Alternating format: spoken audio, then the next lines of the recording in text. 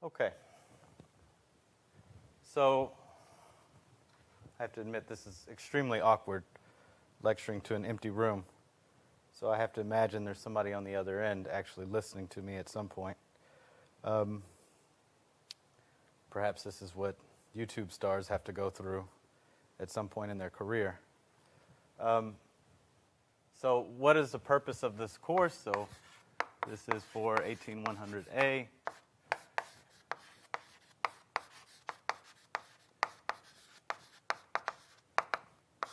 Real analysis. So the purpose of this course is twofold.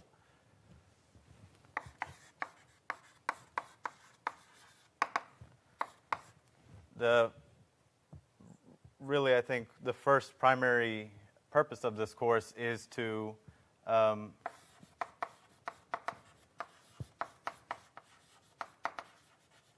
gain experience with proofs. So that means being able to read a proof, being able to write a proof. And the second statement, or the second purpose, which is supposed to be kind of a way to obtain the first purpose, is to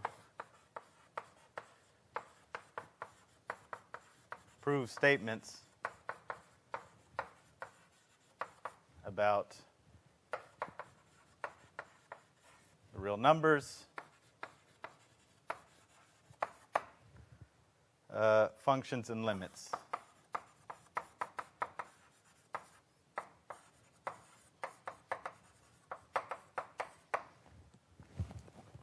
Okay, so the second part, this is the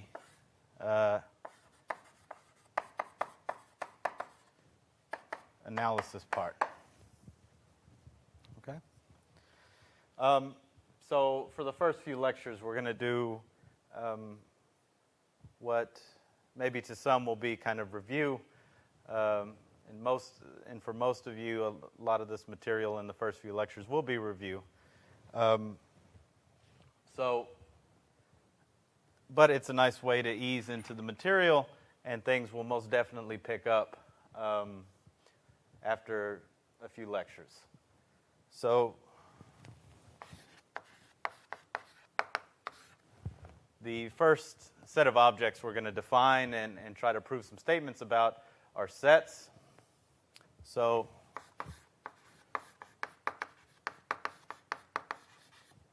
definition, and because I use a lot of shorthand, I will mostly write DFN from now on instead of the entire word definition. So a set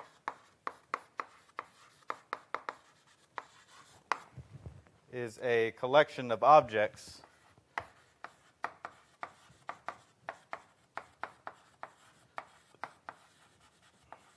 called elements or members. Okay? Now, this course is supposed to be probably the first really rigorous course in math that many of you will deal with.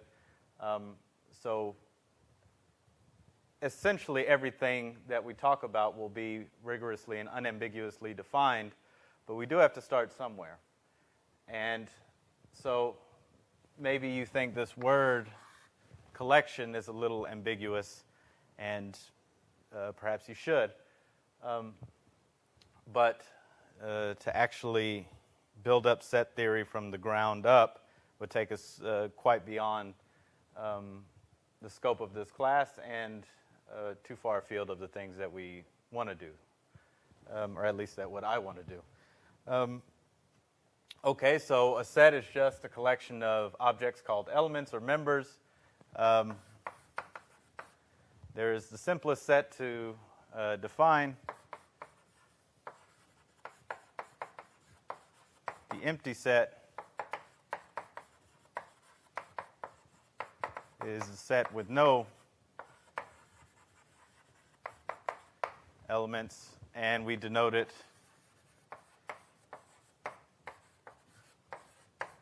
by this symbol here, a circle with a dash through it.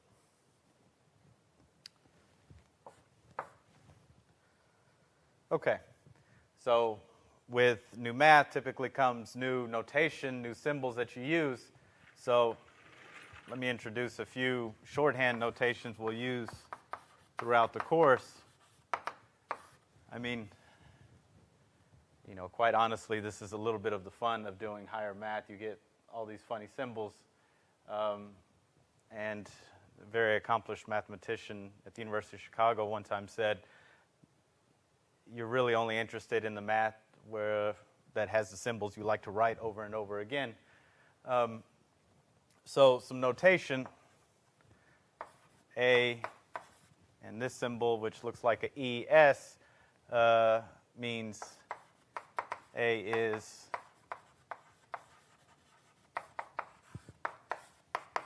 an element of S. A with dash through this little E means everything here, but so A is not an element of S.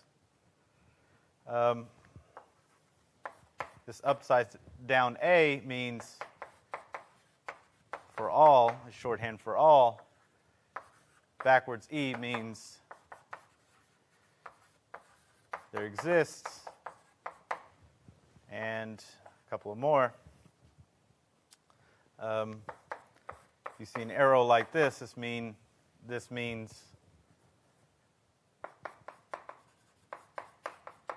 implies. So I've written down one thing.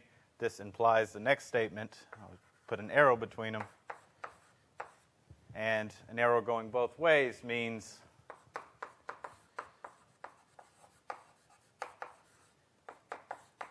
if and only if, meaning if I have a statement P, if and only if Q, that means statement P implies Q and statement Q implies P.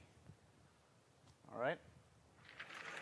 And if you need a quick refresher on kind of basic logic, you can find that in the appendix of the textbook. Okay. So that's the basic definition of set, empty set. So in set A, another definition of set A is a subset of B, which we write A, this little symbol that looks like a C, B, if every element in A is an element in B. Okay, little a is in capital A means little a is in capital B. So two sets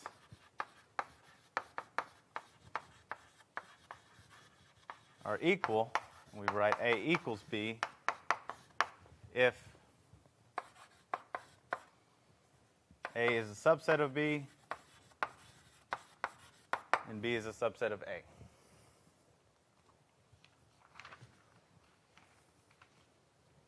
Okay? And so and A is a proper subset of B if A is a subset of B and A does not equal B. Okay? And we typically write that by A and with a dash going through a line underneath this C to signify that it's not equal. So think of it as not, so less than or equal to, but not equal to is one way to think about it. Okay, so let me say something since I'm now 1, 2, 3 definitions in. So definitions are a fact of life when it comes to math. in the beginning of any subject, there's going to be a lot of definitions because we have to have objects we want to talk about. And we have to have these unambiguously defined objects. So it may seem like there's going to be a lot of definitions now, but this will let up and we will start proving some theorems, which are facts, about these objects. These are the things that we're really after. We're not really after just making up definitions. Definitions are meant to be a rigorous way of defining an object we're interested in studying. We're interested in proving theorems, facts about. So, again, a lot of this is just probably review.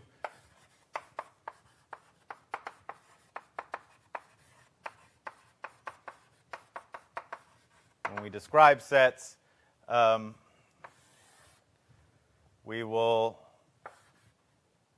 use these braces and maybe list the elements in here, or we will describe it as X in some set A satisfying some property P of X, or we won't write this X and A part. We'll just write all objects X satisfying X as being an element of whatever universe we're in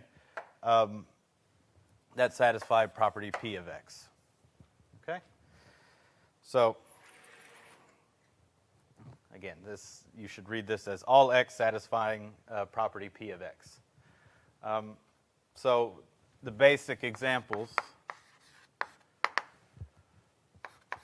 and this is, you should expect this after kind of seeing any kind of non-trivial definition.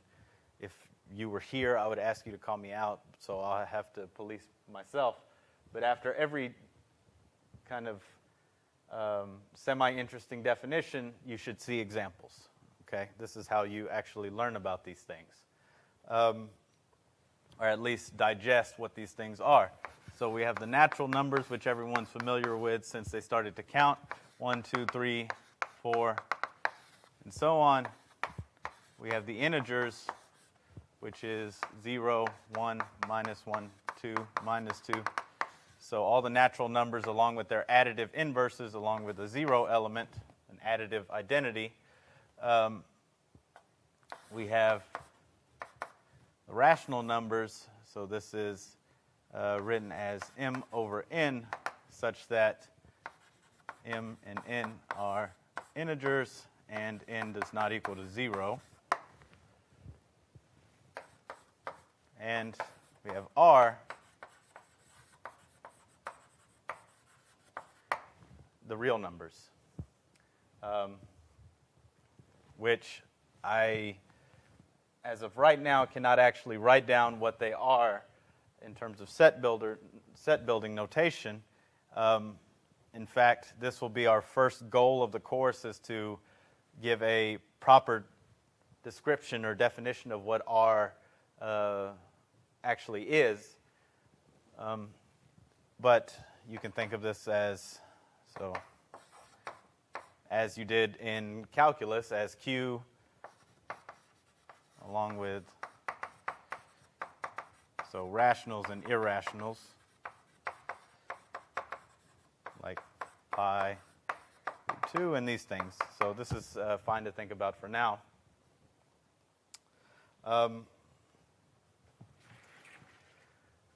So, of course,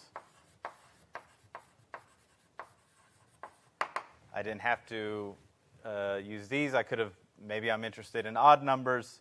That's the set of numbers of the form 2m minus 1, where m is a natural number. So this is just 1, 3, 5, and so on. Okay? And so note that we have the inclusions. Natural numbers are contained in the integers, which are contained in the rational numbers, which are contained in the real numbers. Okay?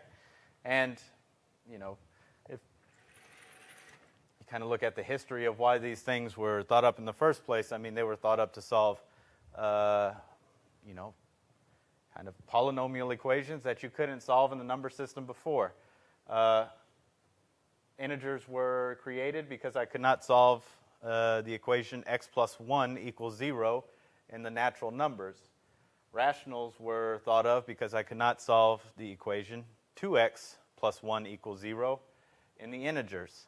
And the real numbers were thought of because I cannot solve the equation x squared minus 2 equals 0 in the rational numbers. Now, I can't solve the equation x squared plus 1 equals 0 in the real numbers, which led to the creation of complex numbers, but we will not deal with complex numbers in this class. Although hopefully, if you keep studying analysis, you go on to complex analysis, which is really a beautiful subject of study to this day. So, as I said, let me write this here. Our first goal, real goal of the class, and this is something to keep in mind. We're not going to do it right now. Our first real goal is to describe what R is. Okay? I mean, if we're going to be proving statements about the real numbers, functions of real numbers, and limits, whatever, those limits that you learned in calculus, then we have to be able to really describe what we're starting with, the real numbers. Okay, so let's get back to sets, to our review of sets. So there were some examples. We have a few more definitions. The union of two sets, A and B, is the set which we write. So this is how we denote it, A, U, B. This is the set of all elements X. X is in A, or X is in B.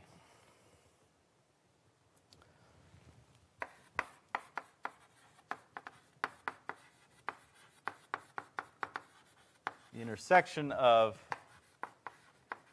A and B, so this was defining the union, this was defining the intersection, is the set A cap B, and this is the set of all x's, so that X is in A and X is in B.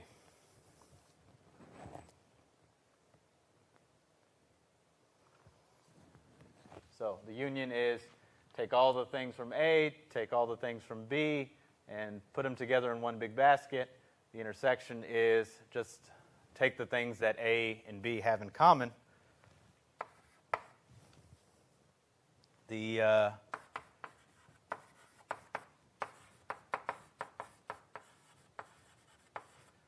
set difference of A with respect to B is the set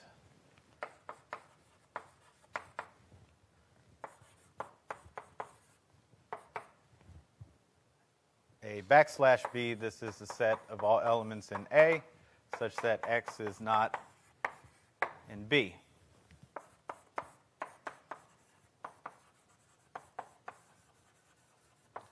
The complement of A is the set A. So this is how I'm denoting the set. Kind of the next part is how I'm defining this set. This is a set of all elements in our universe that is not in A. And when I say universe, I don't mean this universe necessarily. I mean, if we're looking at subsets of R, the complement is, generally with respect to R. Or if all of our sets are subsets of Q, then our universe would be Q, the rationals. And we're taking the complement in there.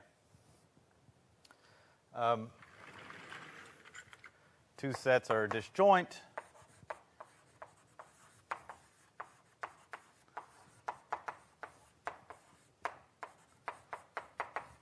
If their intersection is empty.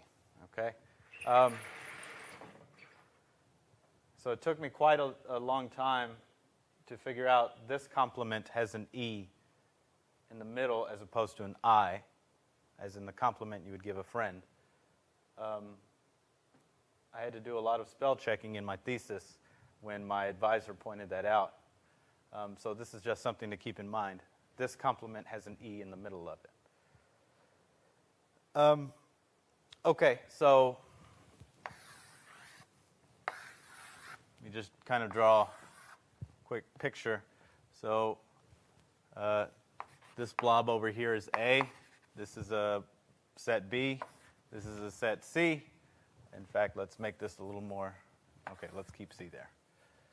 Then what I have here, that's A intersect B. This bit over here with the lines going this way but not including this, this is A take away B, A backslash B, and okay, so that was not meant to be along the same direction as this one, so let's go vertical. And everything with a vertical line is A intersect B. Okay? So A backslash has the lines going this direction. A intersect has the lines going this direction. A union B has the lines going vertical. And C is way over here, not touching any of A and B, so A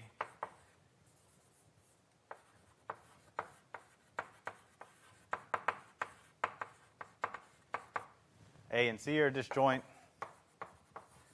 and B and C are disjoint. Okay, they have nothing in common.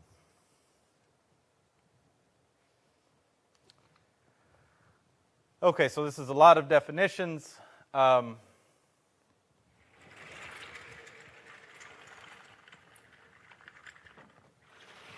We have not proven a single statement yet, so it's about time we do. This is probably one of the most basic theorems one can prove at the start of a real analysis class or any class about proofs. This is, analogous to when you write your first Hello World program in a programming class. So let me state the theorem, which is De Morgan's laws. And the statement is the following. So if A, B, C are sets, then I have several things I can say.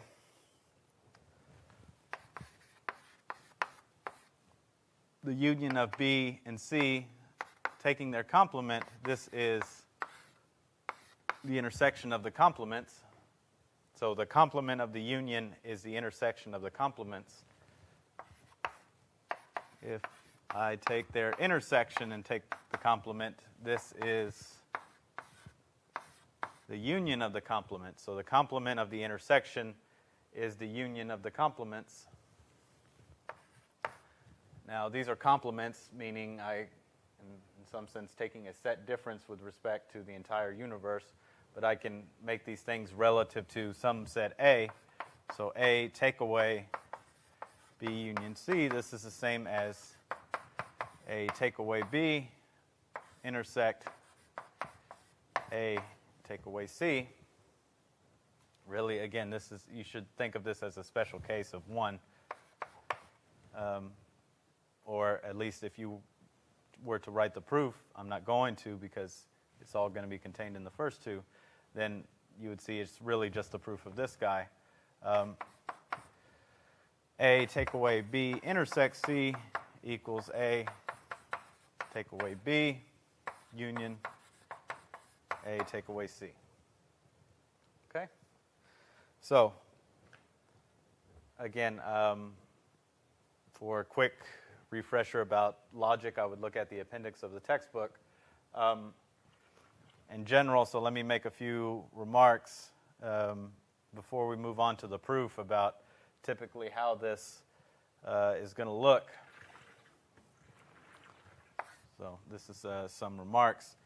Typically, a theorem is a statement of the type P implies Q. Let me write this out in English. If some statement P holds, then Q.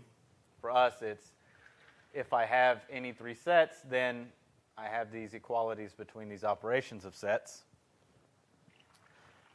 So the general structure you'll see of the class is I have objects which I define unambiguously. I want to prove theorems now, meaning true statements about these objects. And the real meat is the proof part. So what is in this mysterious guy, the proof? It's quite simple. You start with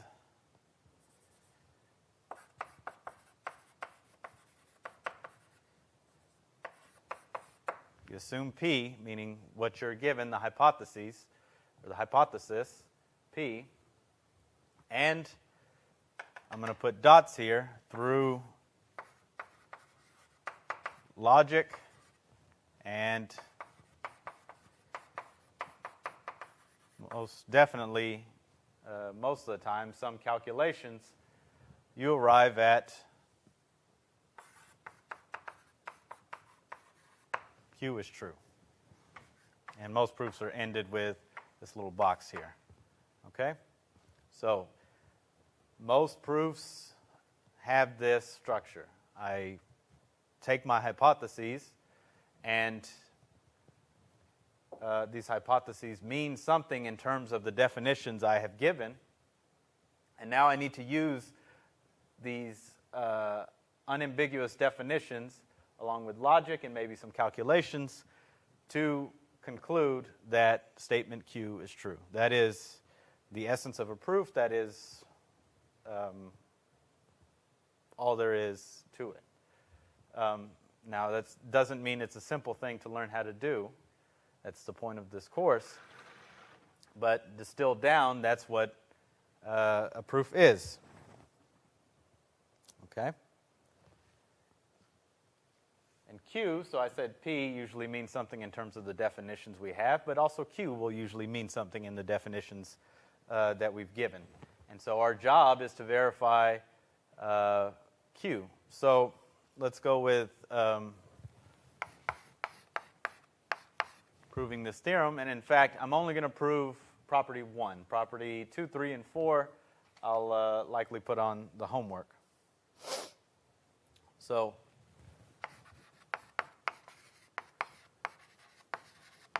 let B and C be sets. So, I mean, this is the only hypothesis I get. I'm trying to prove that B union C complement equals the intersection of the complements. So what does that mean? So we want to prove, so this is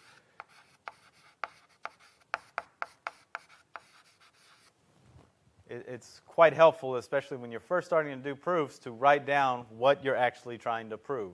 So even though I have this statement here, it's an equality between two sets. Equality between two sets means something specifically, right? We have that in our definition. Where is it? Over there, that two sets are equal if one is a subset of the other and vice versa. So that's what we have to prove. We have to prove that the left side, B union C complement, is a subset of B complement intersect C complement and vice versa. So we want to prove that is a subset of B and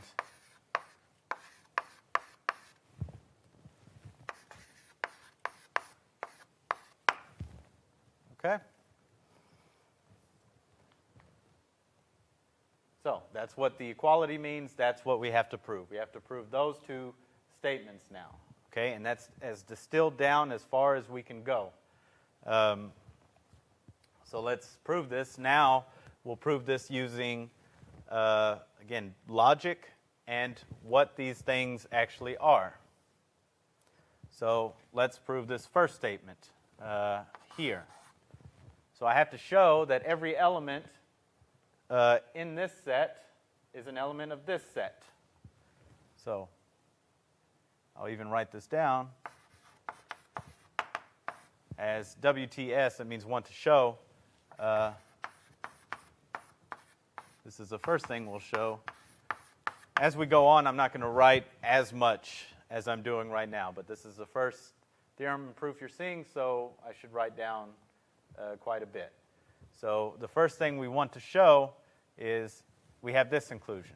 Okay, that means every element here is an element here. So let X be in B union C complement. And now we're going to trace what this means, and we'll eventually arrive at X is in this. So then X is not in B union C. That's just the definition of the complement. Now, X is not in B union C means X is not in B and X is not in C, right? Because the union is something's in the union if it's in B or C. So something's not in the union if it's not in B and not in C. Now, this implies simply, again, by the definition of what it means to be in the complement, X is in B complement, and X is in C complement.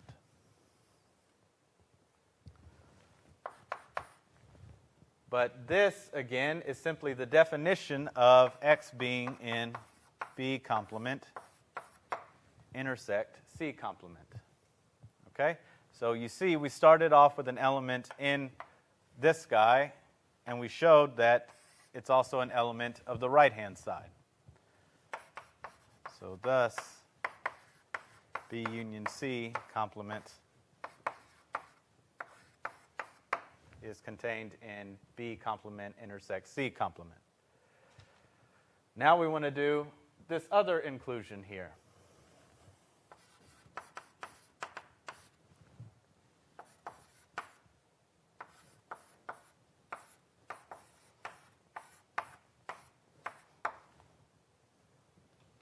Now, this is one of those kind of rare situations where you get to essentially reverse the entire argument and get what you want. So, but let's just go through it in a linear fashion. Let's take something from here and show it's in here. So let X be in the intersection of the complements. Then that means X is in B complement and X is in C complement. That means X is not in B. So that's this statement. That's the definition of being in the complement. And X is not in C. That's, again, the definition of being in the complement. Now, just like we used here in this step, this is equivalent to, so really I should, in this statement, I should have written this statement is equivalent to this statement, but we'll remove that. So X is not in B and X is not in C. This means X is not in their union, which implies that X is in the complement of the union. Okay? So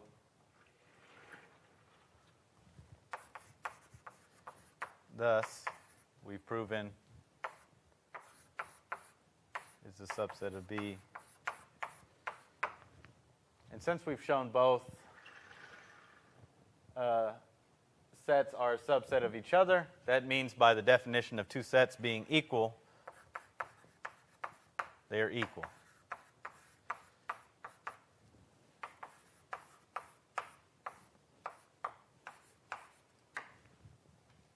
Again, this box means really nothing. It just means that's the end of the proof.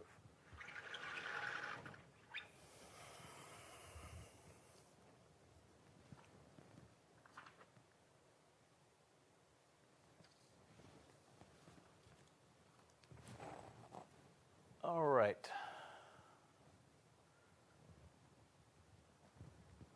So let's move over here.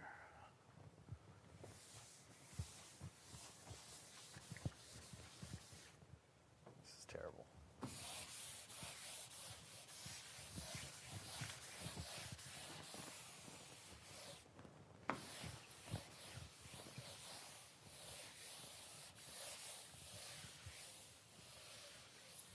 Yeah, not everybody uses that little box to finish a proof. Some people don't put anything. When I was in graduate school, I was a TA for this guy named Paul Sally, who was a fantastic teacher and really loved math, who would end. So, amazing story about this guy is, when I was his TA, he was in his 70s, I think, but he had also had diabetes, so he had lost both of his legs beneath his knees. He was also legally blind, and he had a patch over one eye. So, he himself often referred to himself as the pirate mathematician. But he would end his proofs with, at least in his textbook, he didn't ask me to do this on the board, thankfully. He would end his proofs with a picture of himself with this cob pipe that he had, very much in the pirate fashion. Anyways, okay, moving on from things that end proofs. Let's go on to next subject, induction. So induction is a way to prove theorems about natural numbers. Okay, that's, the theorem itself is more of a tool rather than an interesting fact on its own.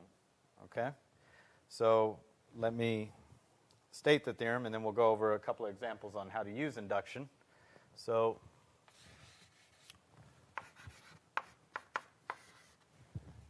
let me recall from, I think I just erased it. N is the natural numbers, and it has an ordering, meaning, so we'll precisely define what ordering means, but just in your head, this means the usual thing. 1 is less than 2, is less than 3, is less than 4.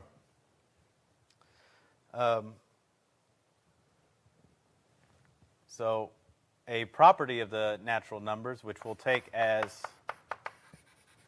an axiom, is the well-ordering property.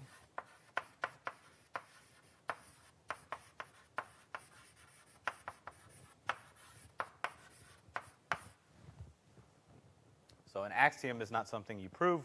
You assume this about the objects that you've defined or studying up to this point.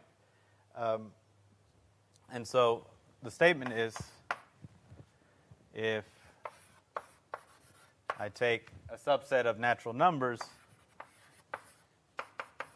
which is non-empty, then S has a least element or smallest element. Now, what does this mean? Let me write this last statement out, i.e., there exists an X and S. ST I will often write meaning such that, or so that, such that X is less than or equal to Y for all Y and S. Okay, so every non-empty subset of the natural numbers has a smallest element. Okay, and we're going to take that as an axiom, as just a property of the natural numbers, which we'll assume. Now, using this axiom, we're going to prove, it's not really you'll often hear it called as the principle of mathematical induction, but this will state it as a theorem instead of a principle, whatever a principle is supposed to be. So,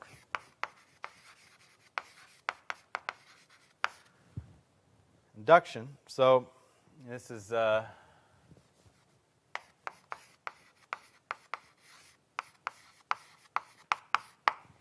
due to Pascal, or at least in its first rigorous formulation, is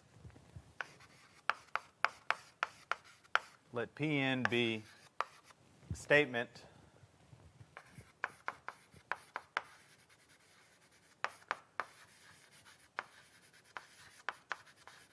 depending on the natural number n. Okay, so maybe we have some equality between two quantities that involves a natural number n. Okay, that could be our statement P of n. Now we're going to assume, so what are our hypotheses about this statement? What's our if? Assume that this statement satisfies two properties. This first property is usually referred to as a base case.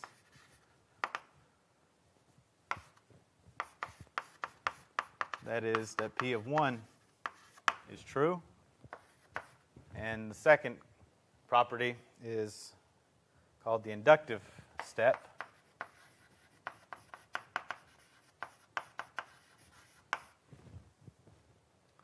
So this statement satisfies the following property,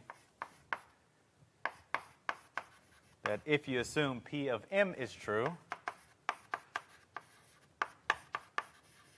then you can prove that P of m plus 1 is true. So I have a statement which satisfies both of these properties. Okay? In particular, since I'm assuming P of 1 is true, by the second property, P of 2 is true. And then again by the second property, P of 3 is true. And then P of 4, and then P of 5. And so if you followed that last line of reasoning, this means you should kind of be able to guess what the conclusion of this theorem is. Then Pn is true for all natural numbers. Okay? All right. So we're going to use the well-ordering property of the natural numbers to prove this theorem about induction. Okay, so we have our assumptions. I'm not going to, although I said, over there, let BC be sets, I'm not going to rewrite the assumptions that we have about our statement P. We're just going to start trying to prove P of n is true for all n. So let me write our conclusion slightly differently. Let S be the set of all natural numbers such that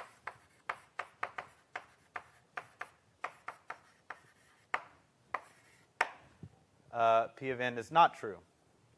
So what I want to show is that P of n is true for all n. So that's equivalent to saying we want to show that S is empty. Okay? Set of natural numbers where P of n is not true, this is empty. This is equivalent to saying P of n is true for all n. And the way we're going to do this is kind of another staple of mathematical proofs is trying to prove this by contradiction.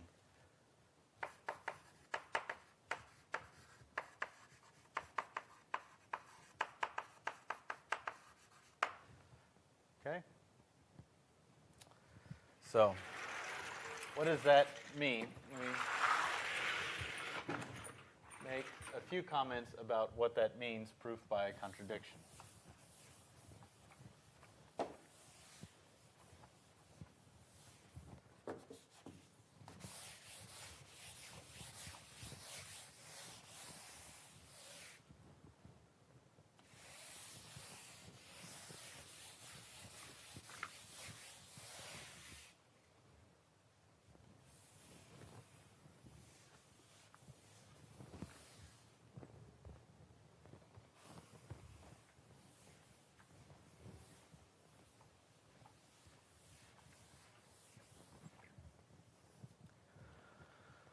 Okay, so in a proof by contradiction, so this is what I'm about to write down is not part of the proof. This is commentary not to be included in the proof. What does it mean to say we're going to prove S is equal to the empty set by contradiction? We're going to assume that the statement we want to prove is false. Or not false, but we want to assume that the negation of the statement we want to prove is true, and then arrive at a false statement. Okay? So we want to assume, this is what we're going to do, we're going to assume the negation of the statement we want to prove, namely S is non-empty. Okay? And from this, we want to derive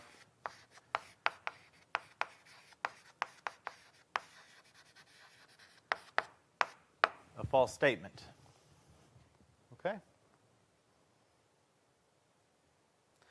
And so if we were able to do that, then let me just say, again, you can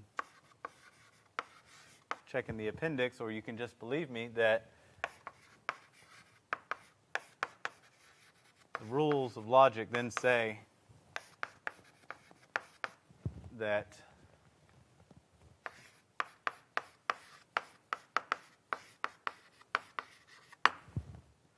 our initial assumption that S was non-empty is false to begin with. Okay? So rules of logic meaning I cannot start from a true assumption and derive in a logically consistent way a false statement. Okay?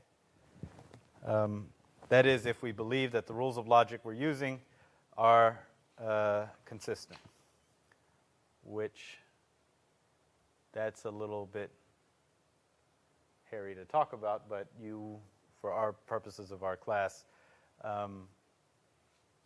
you can believe me that the rules of logic we use, or at least accept that the rules of logic we're going to use are consistent and sound.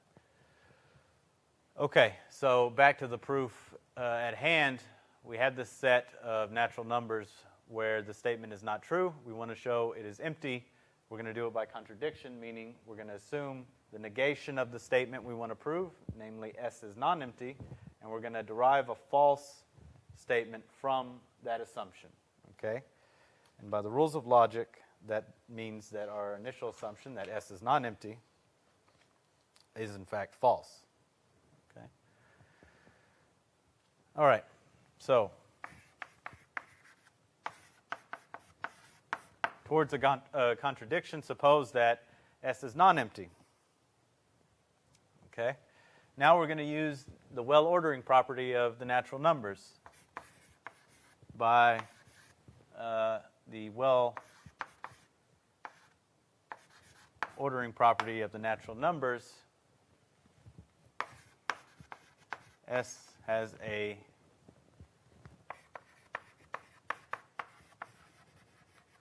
least element X. Okay? Now, what do we know about X? So first off, X cannot be 1. Okay?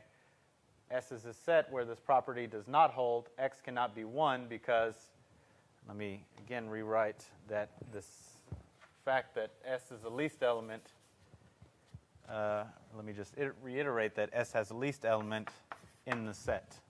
Okay? Now, X cannot be 1 because we're assuming the base case, meaning P of 1 is true. So,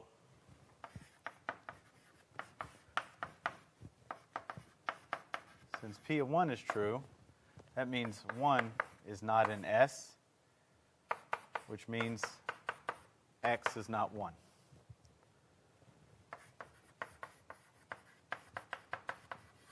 In particular, X must be bigger than 1. So X is some magical natural number out there bigger than 1. That's the least element of this set S. Okay.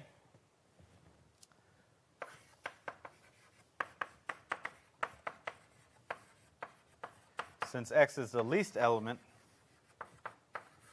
of S, so let me draw along the number line. We have 1, 2, 3, 4. Out there is some magic point X, which is the least element of S, and the rest of the subset S lies to the right of this number X, right? Because it's the least element of S.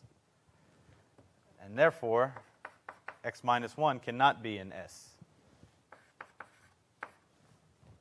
So since X is the least element of S, and X minus 1 is less than X, this means that X minus 1 is not in S. Otherwise, it would be a smaller element than X in S. So, thus, what does it mean to not be in S? It means that P of X minus 1 is true.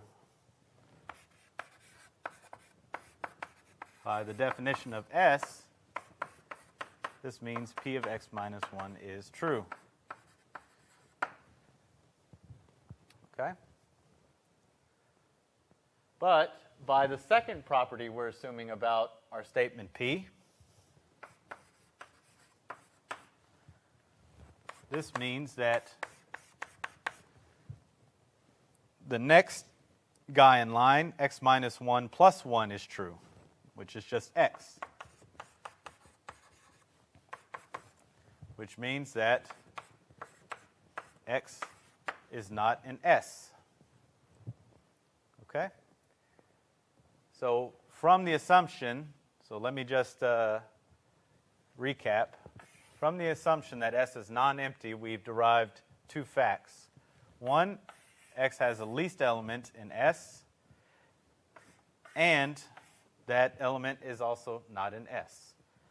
So, written out,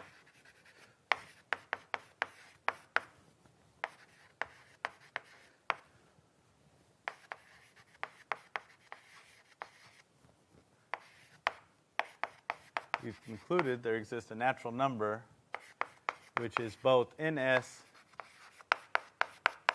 and not in S. And this is a false statement.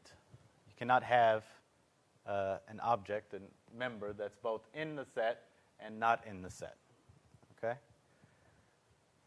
And at the end of contradiction arguments, I'll usually put two arrows hitting each other. So that's a contradiction. Therefore, our initial assumption that S is non-empty has to be false.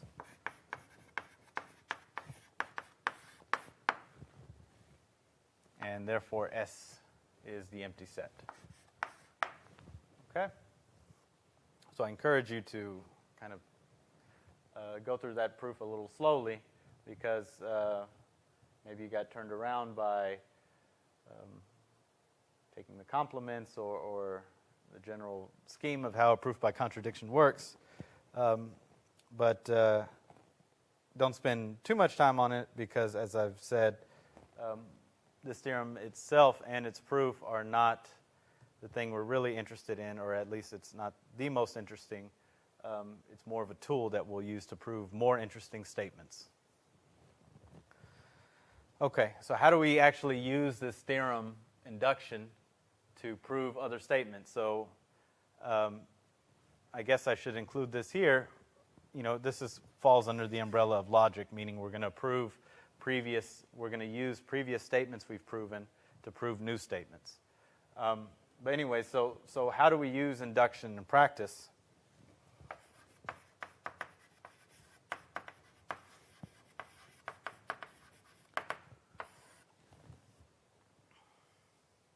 So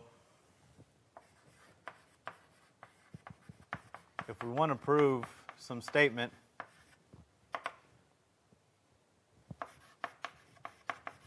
for all n Pn is true, then this theorem about induction, this theorem of induction, tells us we just have to do two things.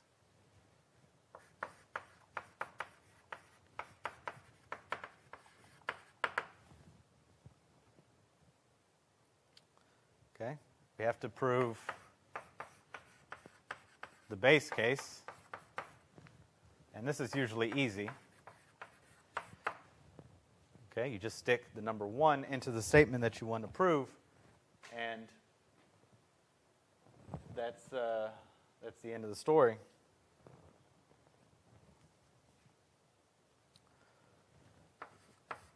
And the second step is usually, or the second thing we have to prove is the more involved part, which is we have to prove that the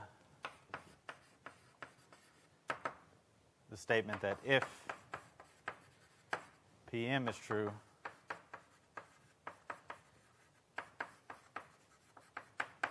then P of m plus 1 is true. Okay? It's kind of, if we want to do a proof by induction, there's kind of two smaller proofs we have to do. First, we have to prove P of 1 is true, and then we have to prove this statement. If P of m, then P of m plus 1. Okay? So again, this is usually referred to as the base case. This is the inductive step. So let's try and actually do this.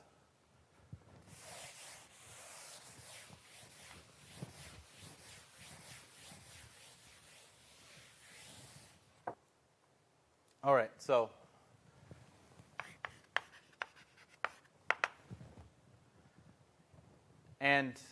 so another question I get at the beginning of a course, especially about proofs, because there's a lot of uncertainty about what you can assume is true, what can you use, what can you not use. Right now, at this point, you can use whatever you know about any of the algebraic properties you know about the real numbers, the rational numbers, and by algebraic properties I mean, if a plus b equals c, then a plus b times d equals c times d, and what you know about inequalities. So we're going to go much more in depth into ordering, which is what inequality is a part of. But you can use all the properties you know about solving inequalities or manipulating inequalities, meaning if I have one number is less than or equal to another number, then when I multiply both sides by a positive number, that doesn't change the inequality. So you can use all of these algebraic properties of rationals and real numbers from here on out. There will be so we're going to be proving things about calculus, so you certainly cannot use anything about continuity, differentiation, or anything like that. But for now, you can use all the algebraic properties you know. So the first statement we're going to try and prove using induction is the statement that for all c not equal to 1, for all n a natural number, 1 plus c squared plus c to the n equals 1 minus c to the n plus 1 over 1 minus c. Okay? So this here is our statement P of n. It depends on a natural number n. Okay? So we're going to do this by induction, which means we're going to do those two things. We're going to prove the base case, P of 1, which I said is easy, and then we're going to prove the second case, the second property, the inductive step, which is a little more involved, but not so much involved at least in the beginning. So let me call this inequality star.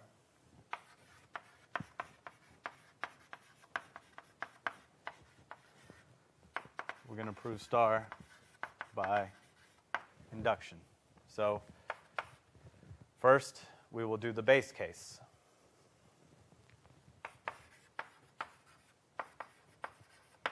And like I said, the base case is usually you just plug in n equals 1 and verify that P of n is true. And that's what we do. 1 plus c to the 1, which is the left-hand side, does in fact equal 1 minus c to the 1 plus 1 over 1 minus c, because this right-hand side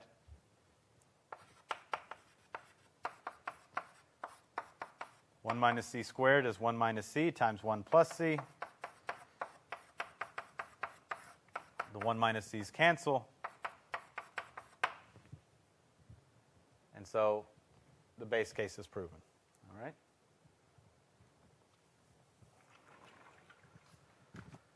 Now we do the inductive step.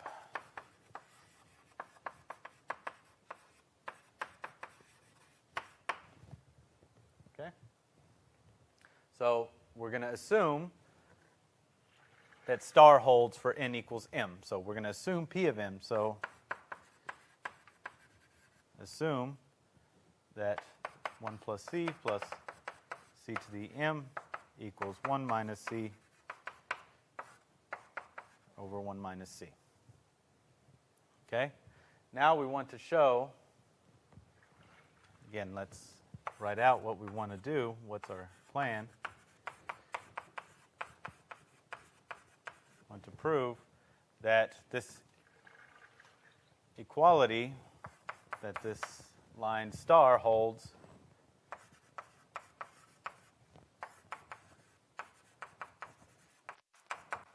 for n equals n plus 1. Okay?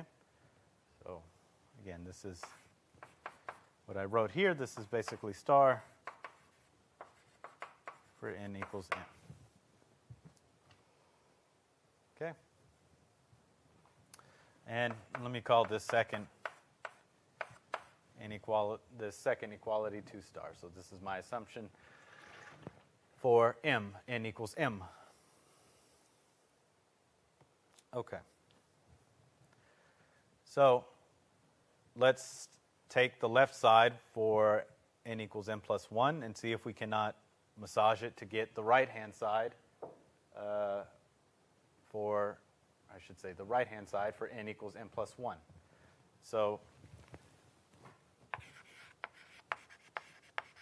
here is the calculation part. So we have 1 plus c plus c to the m plus c to the m plus 1. This is the m plus 1 case of the left-hand side of star, which we want to show is equal to the n equals n plus 1 case of the right-hand side.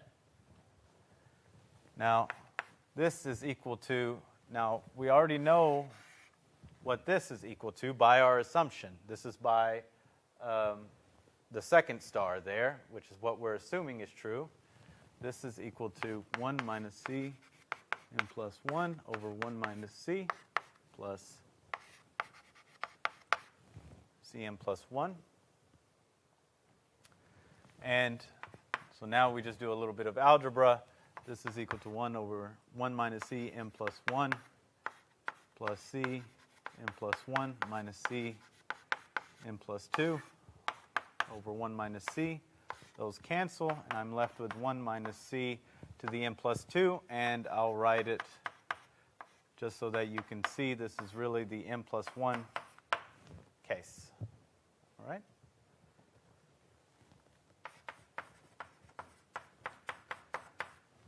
So again, we arrived at this first step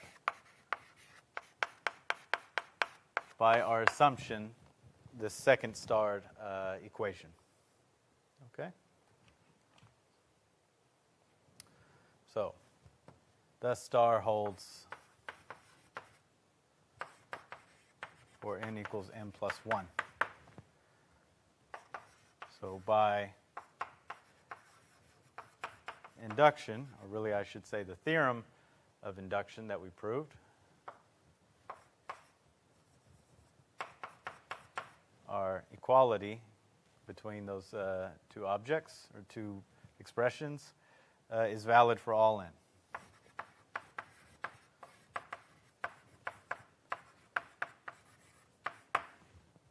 Okay.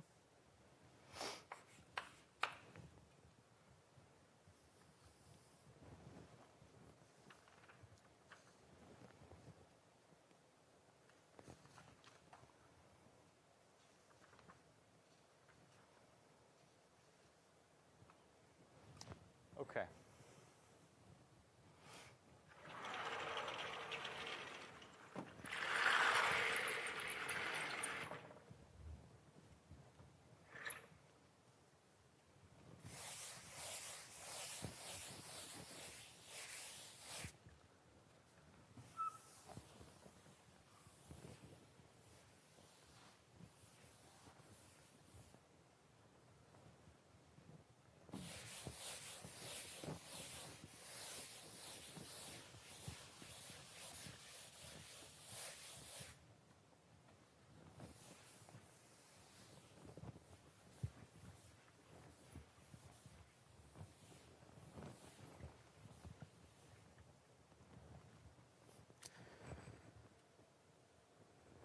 Okay, so let's do one more example of using induction. So let's prove if C is a real number bigger than or equal to -1,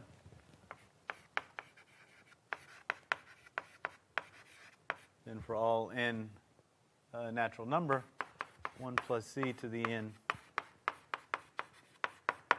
is bigger than or equal to 1 plus n times C.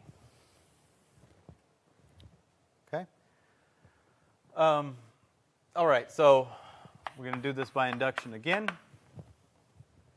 That means we need to prove the base case and we need to do the inductive step. So base case, as always, so this is, let me just write here, we're going to do this by induction. So as you can see, the base case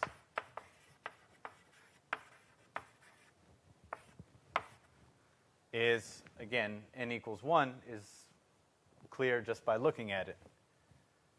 1 plus C to the 1, in fact, equals 1 plus 1 times C.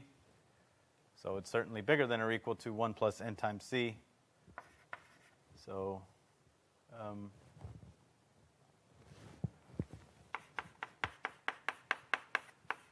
I think that's the last stars I'll use for this lecture.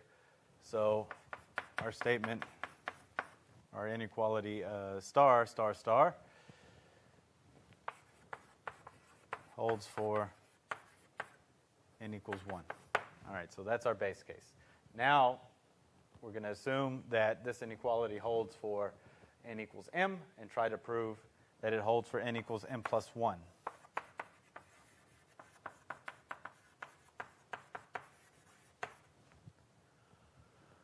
So we're assuming this when n equals m. So 1 plus C to the m is bigger than or equal to 1 plus m times C. And we want to prove this inequality with n equal to m plus 1. Okay? And we're just assuming this guy. Okay?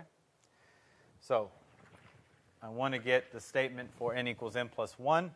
One way to do that is this left side. I want to get, let's look at the n equals m plus 1 side and see what we can do with it. So again, this is the calculation part and logic. So we have 1 plus C to the m plus 1. So that's the n equals m plus 1 side of this. This is equal to 1 plus C times 1 plus C to the m. Now, we're assuming, again, this inequality. This is the n equals m case. So we can use it. So we're assuming it, we use it. This, And since c is bigger than or equal to minus 1, 1 plus c is non-negative. So this thing is bigger than or equal to this thing. So if I multiply both sides by 1 plus c, I preserve the inequality. So this is bigger than or equal to 1 plus mc. Okay? Again, this just follows from essentially the assumption multiplied through by 1 plus c. Okay? And now, so now I'm going to finagle this. So let me just, I'm not doing anything different here. I'm just going to rewrite this over here so that I can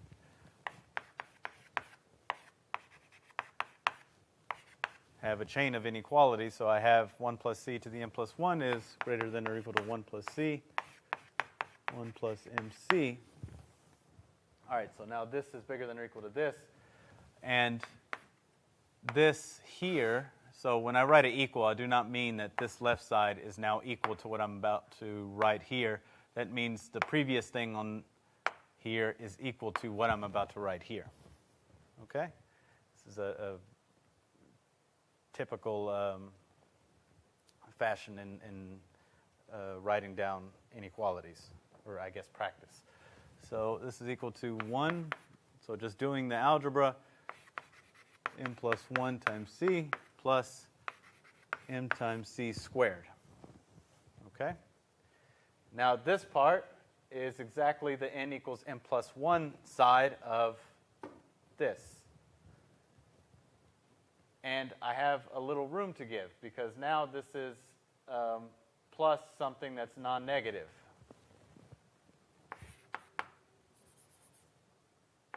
So let me just rewrite this again. This means that 1 plus c to the m plus 1 is greater than or equal to 1 plus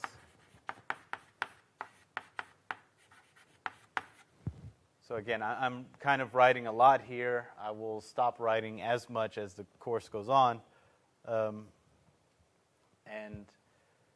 I encourage you, especially in the beginning, to write all the steps in logic. Okay? So again, I'm not rewriting anything. I'm just summarizing what I've done here. Now this right-hand side, so I have this is bigger than or equal to this, and this right-hand side, since I have a number plus something non-negative, m times c squared, m's a natural number, this is bigger than or equal to 1 plus m plus 1 times c. Thus, 1 plus c to the m plus 1 is greater than or equal to, which is the n equals m plus 1 case.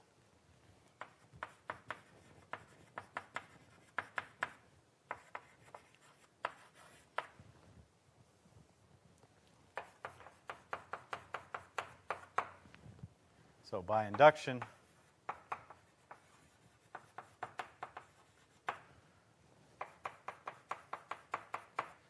this inequality, triple star, holds for all n.